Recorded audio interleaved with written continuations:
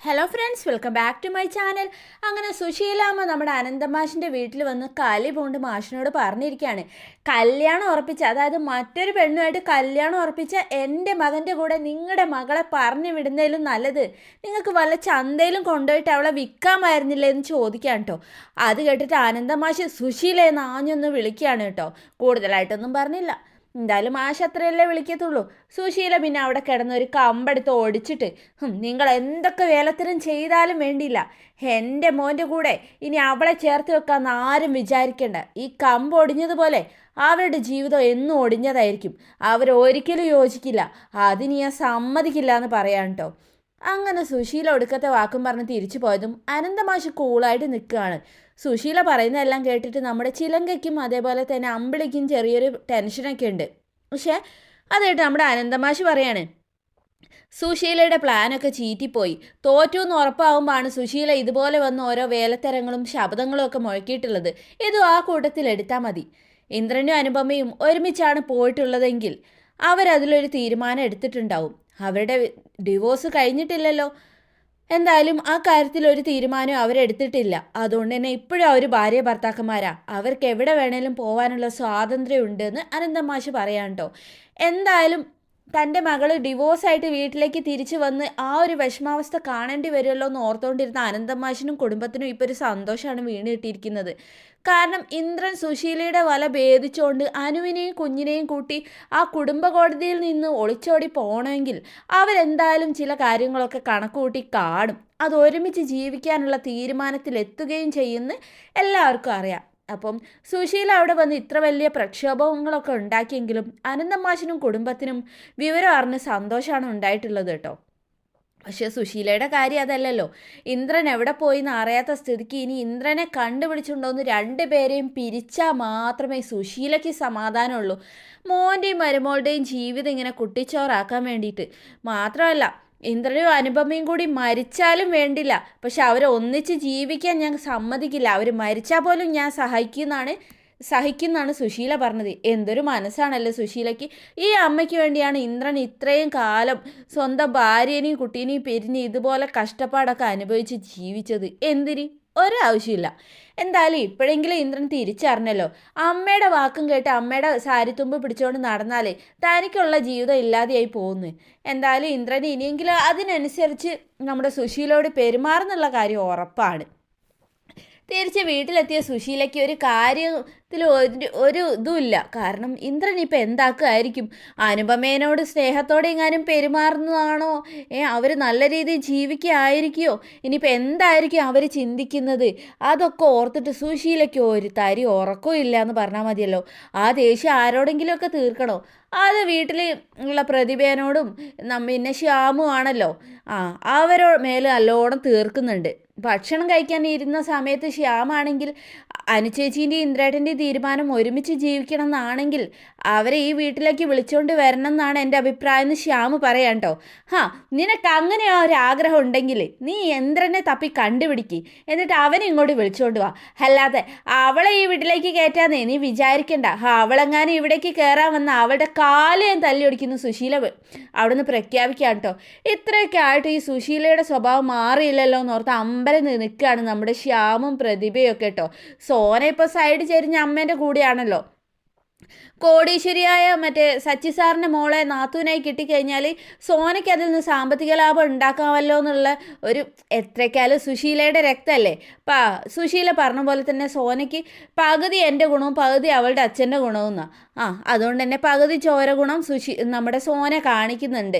ഏട്ടനും ഏടത്തെയും പിരിഞ്ഞാലും വേണ്ടില്ല, തനിക്ക് മെച്ചമുണ്ടാണെന്നുള്ള ഒരു പാതയിലേക്കാണ് ഇപ്പോൾ സോന എത്തിയിരിക്കുന്നത്. എന്തായാലും ശ്യാമിൻ്റെ മനസ്സിൽ ഇന്ദ്രനും അനുപമയും ഒന്നിക്കണം എന്ന് തന്നെയാണ്. അതിന് വേണ്ടിയിട്ടാണ് ശ്യാം പ്രാർത്ഥിക്കുന്നതും.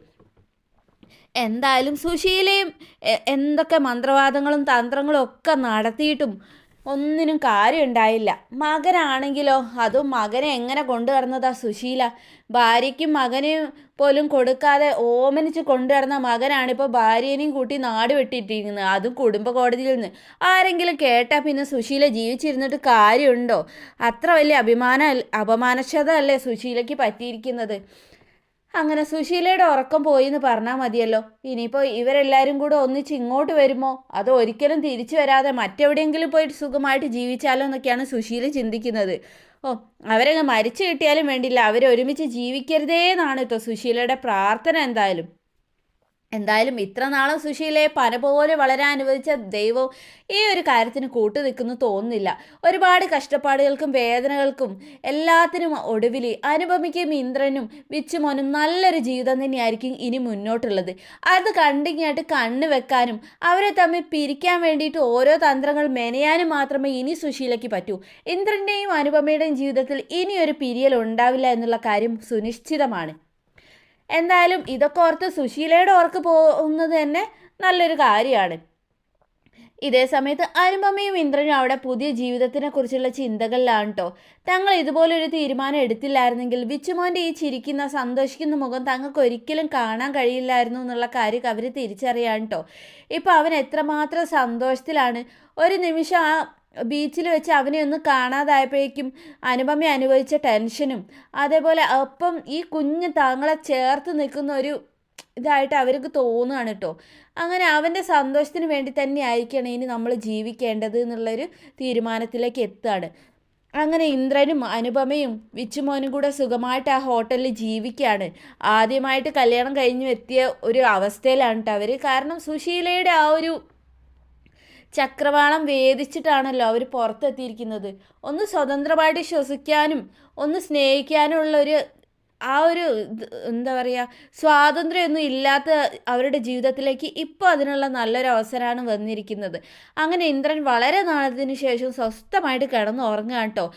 സന്തോഷത്തോടെ സമാധാനത്തോടെ അമ്മയെ പേടിയില്ലാതെ ഇന്ദ്രൻ ഒന്ന് ഉറങ്ങുകയാണ്. പക്ഷേ അനുപമയുടെ മനസ്സ് ഇപ്പോഴും ആകെ ചിന്തകളിലാണ്. കാരണം സുശീലയുടെ സ്വഭാവം വളരെ നന്നായിട്ട് അറിയാവുന്ന അനുപമ സുശീല ഒരിക്കലും ഇതൊന്നും അനുവദിച്ച് തരില്ലെന്നും തിരിച്ച് എത്തിയാൽ സുശീല ഉണ്ടാക്കാൻ പോകുന്ന പുകിലുകളെല്ലാം ഓർത്തിട്ട് നമ്മുടെ അനുപമയ്ക്ക് ഉറക്കമില്ല. മാത്രമല്ല തങ്ങളെ കാണാതായിരുന്ന ഈ സമയത്ത് തന്നെ ഇന്ദ്രൻ പറഞ്ഞ പോലെ തന്നെ സുശീലാമ്മ അച്ഛൻ്റെ അടുത്ത് വന്ന് വലിയ പ്രശ്നങ്ങളൊക്കെ ഉണ്ടാക്കി കാണുന്നെല്ലാം അനുപമ മനസ്സിലാക്കുന്നുണ്ട്. ഇതെല്ലാം ഓർത്തിട്ട് നമ്മുടെ അനുവിന് ഉറക്കം വരുന്നില്ല. അനു ഉറങ്ങാതിരിക്കുന്നത് കണ്ട് പെട്ടെന്ന് ഇന്ദ്രൻ എന്താ അനു എന്ത് പറ്റിയെന്ന് ചോദിക്കുകയാണ്. ഞാൻ ഓരോ കാര്യങ്ങൾ ഓർത്ത് അങ്ങനെ ഇരുന്ന് പോയി. നീ എന്താ ഓർക്കുന്നതെന്ന് എനിക്കറിയാം. അപ്പോൾ അനുപമ ഇന്ദ്രനെ നോക്കുകയാണ്. അമ്മയെക്കുറിച്ചല്ലേ നീ ഓർത്തത്? അപ്പോൾ അനുപമ ഒന്നും പറയാതെ ഇന്ദ്രൻ്റെ കണ്ണുകളിലേക്ക് തന്നെ നോക്കി നിൽക്കുകയാണ്. അതിൽ ഇന്ദ്രൻ പറഞ്ഞു, ഇപ്പോൾ ഒന്നിനെക്കുറിച്ച് ഓർക്കണ്ട. അമ്മയുടെ ആഗ്രഹത്തിനൊത്ത് ജീവിച്ചതുകൊണ്ടാണ് ഞാൻ ജീവിതത്തിൽ പലതിന് നേരെയും കണ്ണടയ്ക്കേണ്ടി വന്നത്. എൻ്റെ മോനെയും നിന്നെയും ഒന്ന് ചേർത്ത് നിർത്താൻ പലപ്പോഴും നിങ്ങളൊരു തെറ്റും ചെയ്തിട്ടില്ലെന്ന് അറിഞ്ഞിട്ട് പോലും അമ്മയ്ക്ക് കൂട്ടു നിൽക്കേണ്ടി വന്ന ഹതഭാഗ്യനായ മകനാണ് ഞാൻ. ഇനി ഒരിക്കലും ആ ഒരു അവസ്ഥയിലേക്ക് ഇന്ദ്രൻ പോവില്ല. അങ്ങനെ ഒരു അവസ്ഥയിലേക്ക് പോയാൽ എനിക്ക് എന്തൊക്കെയാണ് കൈവിട്ട് പോകുന്നതെന്ന് ഇന്ന് എനിക്ക് തികഞ്ഞ ബോധമുണ്ടാനു. അതുകൊണ്ട് ഇനി ഒരിക്കലും നിന്നെയും മോനെ ഞാൻ സങ്കടപ്പെടുത്തില്ല. എനിക്ക് ഒരിക്കൽ കൂടി ഈ ഒരു അവസരം തന്നത് നീ ആയതുകൊണ്ട് മാത്രമാണ് അനു എന്ന് ഇന്ദ്രൻ അവിടെ പറയാം കേട്ടോ. ഇന്ദ്രേട്ടൻ്റെ ഈ വാക്ക് ഞാൻ വിശ്വസിച്ച് പുതിയൊരു ജീവിതത്തിലേക്ക് നമ്മൾ പോയിട്ട് വീണ്ടും പണ്ടത്തെ പോലെ ഇന്ദ്രേട്ടൻ്റെ അമ്മ ആ വീട്ടിലേക്ക് കയറി വന്ന് നമ്മൾ പോലും വിചാരിക്കാത്ത പ്രശ്നങ്ങളായിരിക്കും ഉണ്ടാക്കുന്നത്. വാടക വീട്ടിലേക്ക് മാറിയപ്പോൾ ഉള്ള ഇന്ദ്രേട്ടൻ്റെ അമ്മ വന്നതും അതിനെ തുടർന്നുണ്ടായ പ്രശ്നങ്ങളുമൊക്കെ ഇന്ദ്രേട്ടന് തന്നെ അറിയാലോ എന്ന് ചോദിക്കാം കേട്ടോ. എല്ലാം എനിക്ക് അറിയാനു. ഇനി ഒരിക്കലും അങ്ങനെ ഒരു പ്രശ്നം നമ്മുടെ ഇടയിൽ ഉണ്ടാക്കാൻ അമ്മയ്ക്കെന്നല്ല ഈ ലോകത്ത് ആർക്കും തന്നെ കഴിയില്ല. ഇത് ഇന്ദ്രൻ്റെ വാക്കാന്ന് പറയാം കേട്ടോ. അപ്പോൾ അനുപമ തിരിച്ച് പറയാണ്, ഈ ഒരു പ്രാവശ്യം കൂടി ഞാൻ ഇന്ദ്രേട്ടനെ വിശ്വസിക്കുകയാണ്. പക്ഷേ ഇതിൽ ഇനി എന്തെങ്കിലും ഒരു മാറ്റം ഉണ്ടായാൽ പിന്നീട് ഒരിക്കലും ഇങ്ങനെയൊരു അവസരം ഈ ഒരു കുടുംബം നമ്മൾ ഒന്നിച്ച് പിന്നെ മുന്നോട്ട് പോവില്ല എന്ന് പറയാൻ കേട്ടോ. അതൊരു ശക്തമായ താക്കീത് കൂടിയായിട്ട് ഇന്ദ്രന് തോന്നുകയാണ്. പക്ഷേ ഇന്ദ്രൻ ഓൾറെഡി ഇന്ദ്രൻ്റെ മനസ്സിൽ ഈ ഒരു തീരുമാനം എടുത്തു കഴിഞ്ഞു. അമ്മ പറയുന്ന വാക്കും കേട്ട് അമ്മയെ തൃപ്തിപ്പെടുത്താൻ വേണ്ടി നടന്നു കഴിഞ്ഞാൽ തനിക്ക് ഒരിക്കലും ഒരു കുടുംബജീവിതം ഉണ്ടാവില്ല. അമ്മ ഇപ്പോൾ നോക്കുന്നത് സച്ചിസാറിൻ്റെ മകൾ കോടീശ്വരിയായ ഇന്ദുവിനെ തൻ്റെ തലയിൽ വെച്ച് കെട്ടാനാണ്. അതുവഴി സച്ചിസാറിൻ്റെ കോടിക്കണക്കിനുള്ള സ്വത്തുകൾ തിരിച്ചു പിടിക്കാൻ വേണ്ടിയിട്ടാണ്. അമ്മയ്ക്ക് എങ്ങനെയെങ്കിലും സച്ചിസാറിൻ്റെ കുടുംബമായിട്ട് ഇവിടെ ഒരു ബന്ധം ഉണ്ടാക്കണം.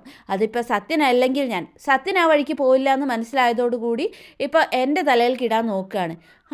എനിക്ക് എന്തായാലും ഭാര്യസ്ഥാനത്ത് അനുവിനെയും എൻ്റെ കുഞ്ഞിൻ്റെ അമ്മയെ അല്ലാതെ എനിക്ക് മറ്റൊരാളെ ഭാര്യസ്ഥാനത്ത് കാണാൻ കഴിയില്ല എന്നുള്ള കാര്യവും ഇതിനവിടെ തിരിച്ചറിയാൻ കേട്ടോ. അമ്മ ഇനി എന്താ പറയുക ഇതുപോലെയുള്ള കാര്യങ്ങളിൽ തന്നെ പിടിച്ചിടാൻ നോക്കുമ്പോൾ ശക്തമായ ഭാഷയിൽ എതിർക്കാൻ തന്നെ ഇന്ദ്രൻ തീരുമാനിക്കുകയാണ്. ഇന്ദ്രനും അനുപമയും കൂടി തിരിച്ച് നാട്ടിലേക്ക് വരുന്നതോടുകൂടി സുശീലയുടെ പ്രതാപകാലം അവിടെ അവസാനിക്കുകയാണ് കേട്ടോ. കാരണം ഇത്ര നാളും സുശീല നിറഞ്ഞാടിയിരുന്നത് ഇന്ദ്രൻ്റെ മൗനാനുവാദത്തോടു കൂടിയായിരുന്നു. ഇനിയാണ് ഇന്ദ്രൻ അടക്കി പിടിച്ചിരുന്ന, ഇന്ദ്രൻ്റെ ജീവിതത്തിൽ ഇത്ര നാളും സുശീല കാട്ടിക്കൂട്ടിയ എല്ലാ പോക്കരിത്തത്തിനുമുള്ള മറുപടി നമ്മുടെ ഇന്ദ്രൻ തന്നെ സുശീലയ്ക്ക് കൊടുക്കുന്നത്. അത് മറ്റാര് കൊടുത്താലും സുശീലയ്ക്ക് വേദനിക്കില്ല. പക്ഷെ ഇന്ദ്രൻ തന്നെ കൊടുക്കുമ്പോഴേ സുശീല ആ വേദന തിരിച്ചറിയുകയുള്ളൂ. വീണ്ടും അടുത്ത കിടിലൻ വീഡിയോയിൽ കാണാം. അതുവരേക്കും thanks for watching my channel.